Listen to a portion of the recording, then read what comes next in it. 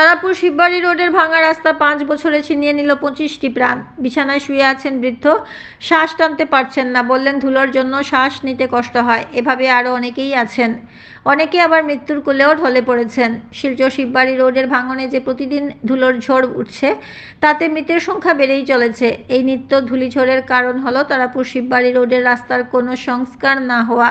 তারাপুর শিববাড়ি রোডের এই ভাঙন গত 5 বছরে 25টি প্রাণ কেড়ে নিয়েছে।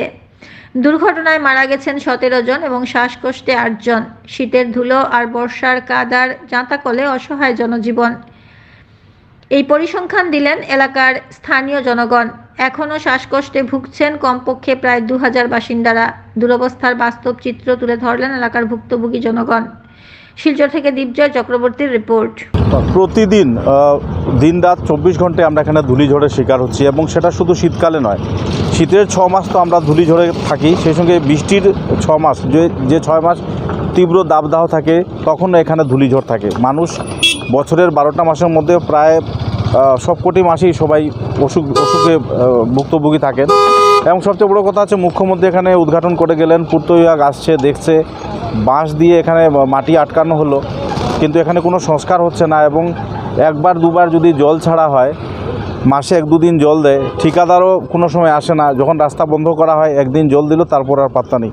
কোনো উৎসবে, কোনো ভালো তিথিতে, যেমন শিবরাত্রি, দুর্গাপূজা, তখনও জল দেওয়া হয় না। এখানে প্রতিটি ঘরে ঘরে ব্রঙ্কাইটিস রোগীর পেশেন্ট আপনি পাবেন। ছাত্রছাত্রীরা পড়াশোনা করতে পারছে না, তাদের সবার শারীরিক অবস্থা খারাপ। আহার যেগুলো সামগ্রী রয়েছে সেগুলোতে ধূলিঝড়ে সম্পূর্ণ পরিপূর্ণ, মানে একটা বিচিত্র জঘন্য একটা নরককুণ্ডে আমরা বাস করছি। এবং এই নরককুণ্ড থেকে নিষ্কৃতি পাওয়ার জন্য নেতা, মন্ত্রী, বিধায়ক, পূর্ত বিভাগের মন্ত্রী বলুন, বিধায়ক বলুন, শিলচরের সাংসদ বলুন, কারোর কোনো গায়ে হেলনা নেই। বিজেপি সরকারে আছে, অনেক স্বপ্ন দেখাচ্ছে, কিন্তু এই জায়গাটাকে নিয়ে কেউ কোনো বিশেষ পদক্ষেপ গ্রহণ করছে না।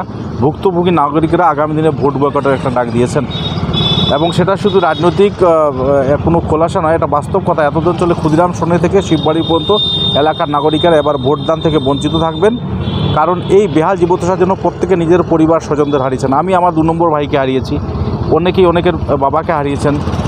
এই যে বাড়িটা দেখছেন, ওরা ঘর ছেড়ে চলে গেছে। ওই বাড়িতে একজন ভদ্রমহিলা মারা গেছেন 2 বছর আগে। তার পাশে বাড়িতে আরেকজন ভদ্রমহিলা থাকতেন, 59 বছর বয়স, ওনার 3 ছেলে 2 মেয়ে, উনিও মারা গেছেন। এই যে পরিবেশটা, ওই যে বাড়িটা, বিল্ডিংটা আছে, ওই বিল্ডিংটার মধ্যেও একটা ফ্যামিলি ছিল। ওরা 5 বছরে কতজন মানুষ মারা গেছে? 5 বছরে 26 জন মানুষ মারা গেছেন সড়ক দুর্ঘটনায়। 26 জন মারা গেছেন। আমার কাছে তালিকা আছে, নামও আছে। আর এমনিতে অসুখ হয়ে, মানে ধুলাবালির যন্ত্রণায় থেকে মারা গেছেন 7 থেকে 8 জন বয়োবৃদ্ধ, যারা আমাদের গুরুজন, দাদু বা বাবা, মহিলাও রয়েছেন, মায়ের বয়স্ক, মানে 50 থেকে 60 বছরের বেশি কারো জীবন চলছে না। এবং এটার জন্য না পূর্ত বিভাগের মন্ত্রী কোনো সাড়া দিচ্ছেন, না বিধায়কের কাছে কোনো সাড়া পাওয়া যাচ্ছে, না ঠিকাদারের কাছ থেকে কোনো সাড়া দিচ্ছে। শেষ কথা এটাই বলবো, যদি অতি সত্বর এ ব্যাপারে কোনো ব্যবস্থা গ্রহণ না করা হয়, সমগ্র এলাকাবাসী ভোটদান থেকে বিরত থাকবে, এবং নির্বাচন প্রাককালে যদি কোনো নেতা মন্ত্রী কোনো ভোট চাইতে আসেন, তাদের কিন্তু রক্ষে থাকবে না। এই যে রাস্তাটা, যে ধুলা বালি, এইটা খুব ডিস্টার্ব করতেছে। শ্বাসকষ্ট হয়ে যায়, শ্বাস লওয়া যায় না, আর নানান ধরনেরই এই মানে সৃষ্টি করে। কেননা 87-88 বছর বয়সে আর টলারেট করতে পারছে না। শ্বাসকষ্ট তো হয় ধুলা বালি এইসব কারণে, বাই বার্থ।